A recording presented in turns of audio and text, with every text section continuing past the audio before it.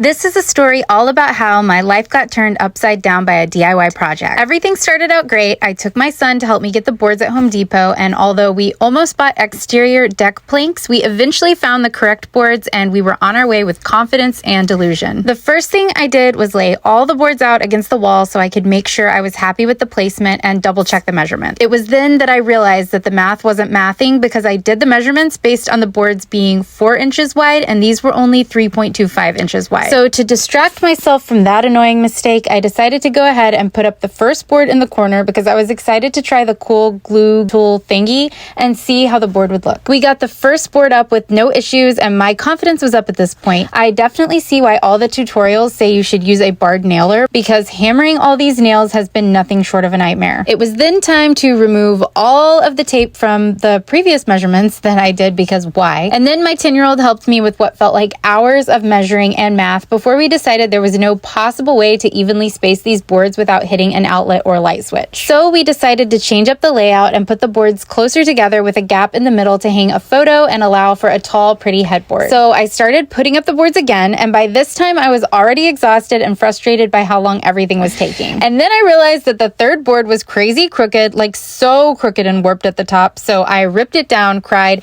ate some Bluebell, and got a good night's sleep to be ready to try again the next day. Although I almost scrapped the whole thing and just painted the wall and called it good, I am more determined than ever to give it a go now. Make sure you follow along and I'll see you tomorrow.